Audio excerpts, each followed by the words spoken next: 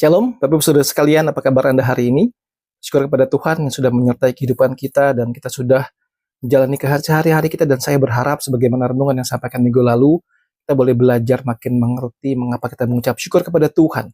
Selamat datang bergabung, mendengarkan kembali renungan yang sampaikan setiap minggunya lewat pelayanan Spandal Channel Ministry. Boleh silakan subscribe channel YouTube ini, kemudian bisa like, sharing, komentar, dan bagikan kepada orang-orang lain supaya banyak orang juga dapatkan berkat dari firman Tuhan. Cuma saya ingat minggu lalu kita melihat tentang dasar bersyukur bahwa Allah adalah sumber yang baik dan karakter tidak pernah berubah. Kita memahami bahwa perspektifnya lebih luas daripada perspektif kita. Dan kemudian bersyukur adalah sebuah senjata iman yang melepaskan kuasa Allah dalam situasi, khususnya bisa mengucap syukur dalam berbagai pencobaan. Nah, hari ini kita akan merenungkan tentang syukur dalam cobaan. Ada kuasa yang mengubah. Mari kita berdoa terlebih dahulu. Bapa dalam surga, kami mengucap syukur buat segala berkat anugerah yang Kau berikan kepada kami sampai pada hari ini. Ajar kami senantiasa mengucap syukur kepada Tuhan. Dan berkatilah waktu ini ya Tuhan. Dalam nama Yesus Kristus kami bersyukur dan kami berdoa. Amin. Saudara, kita lihat dari Roma pasal 12 ayat yang ke-12. Bersukacitalah dalam pengharapan, sabarlah dalam kesesakan, dan bertekunlah dalam doa. Saudaraku, waktu kita dapat promosi kerja, mudah kita bersyukur? Mudah. Waktu keluarga kita semua sehat-sehat, mudahkah kita bersyukur? Mudah, dan itu hal yang sangat wajar. Tapi bagaimana jikalau waktu kita di PHK, bisnis kita turun, dokter bilang kita punya penyakit yang tidak bisa disembuhkan, doa rasanya tidak terjawab oleh Tuhan, mudahkah kita bersyukur? Saudara, ini sangat rasanya tidak normal ya. Bagaimana kita bisa belajar bersyukur? Ini adalah sebuah paradoks kekristenan, bagaimana kita bisa bersyukur dalam pencobaan. Bukan mensyukuri hal yang buruk, tetapi bersyukur di tengah-tengah hal yang buruk itu bahwa ada Tuhan yang berdaulat. Dan mari kita belajar membongkar miskonsepsi itu antara sukacita dan bahagia.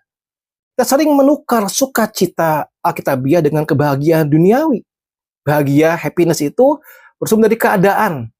Keadaannya baik, ya kita jadinya bahagia. Bersifat sementara, kita bisa pagi bahagia, bisa siang merasa tidak bahagia.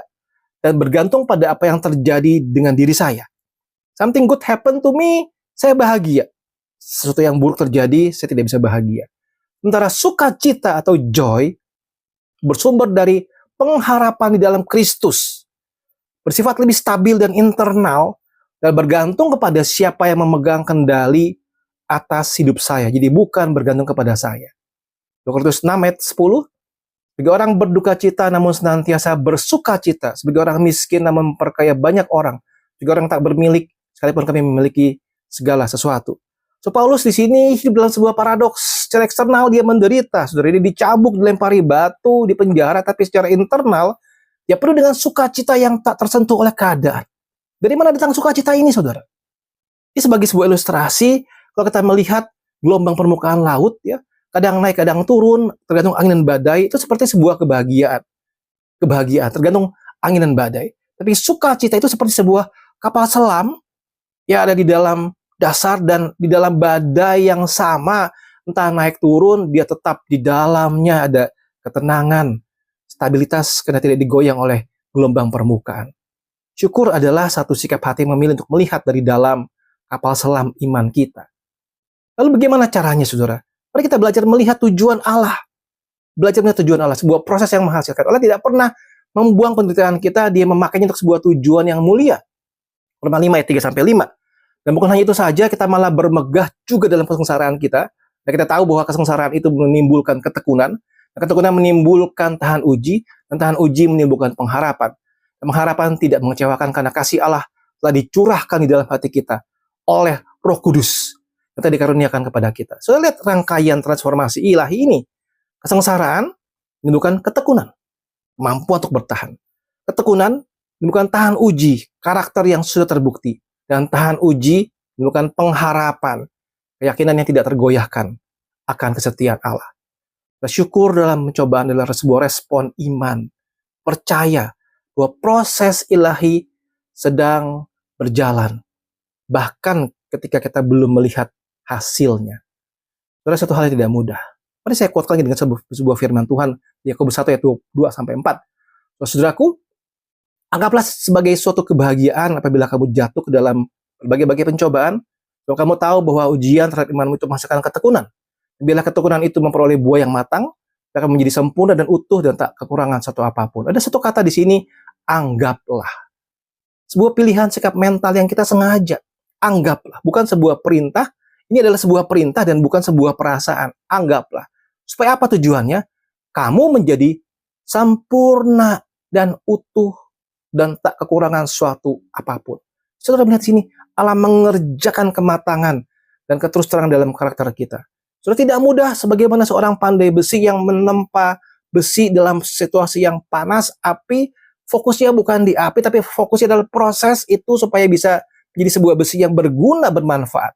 Mari kita belajar, saudara, menemukan alasan untuk bersyukur di tengah-tengah reruntuhan. Saudara, memang tidak mudah memahami ini. Saya percaya Anda yang mendengarkan firman Tuhan ini juga pernah mengalami masalah-masalah. Apakah mudah? Susah. Saya pun pernah mengalami dan tidak mudah. Mungkin Anda sedang bergumul dengan masalah saat ini. Mari kita temukan alasan untuk bersyukur. Saudara lihat Daniel 3:16. Saya tampilkan ayatnya.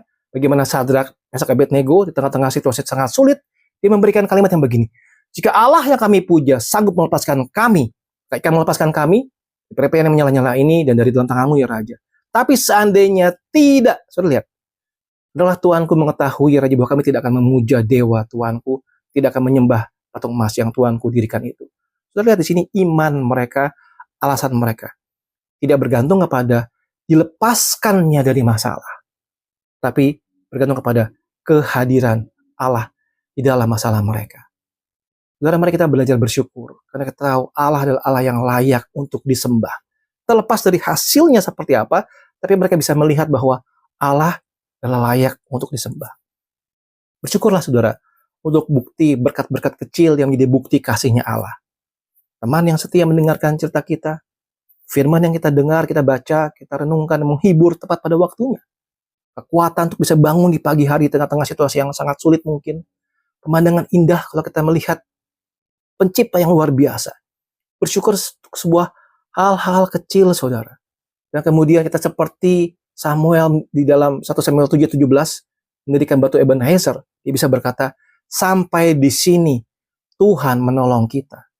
Di tengah-tengah pencobaanmu, di tengah-tengah pergumulanmu yang sangat sulit, mari temukan satu batu syukur itu yang berkata bahwa sampai di sini Tuhan menolong kita.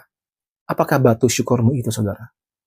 Dan untuk mengakhiri renungan ini, saudara, saya mengajak kita untuk sungguh-sungguh belajar bisa bersyukur dalam pencobaan. Karena kita tahu bahwa sumber kita adalah Allah yang tidak pernah berubah. Keadaan bisa berubah, tapi Allah tidak pernah berubah. Pahami bahwa tujuan Allah adalah kematangan kita. Dia menggunakan segala hal untuk kebaikan kita. Dan saudara perhatikan, kehadirannya adalah jaminan kita. Bahkan di dalam lembah kekelaman. Saat ini saudara, jikalau Anda menghadapi kesulitan, tantangan atau kekecewaan, ambil waktu 5 menit, jangan mengeluh. Tanyakan kepada Tuhan, Tuhan, tunjukkan padaku satu hal yang bisa kusyukuri dalam situasi ini. Mulai dari hal yang kecil, latih mata iman kita untuk melihat Tuhan dalam badai. Mari kita berdoa. Tuhan, tidak mudah kami menggumuli tema ini, tidak mudah kami belajar mensyukuri dalam hal-hal yang sedang sulit kami alami. Kami percaya Roh Kudus menolong kami. Roh Kudus menolong kami untuk bisa fokus kepada yang benar dan merasakan kehadiran Tuhan. Tuhan hadir di dalam kehidupan kami. Bagi mereka yang mendengarkan renungan yang sedang bergumul dalam penderitaan dan kesulitan, hadirlah dalam kehidupan mereka ya Tuhan. Terima kasih ya Tuhan. Dalam nama Yesus Kristus kami bersyukur dan kami berdoa. Amin. Tuhan memberkati sekalian. Amin.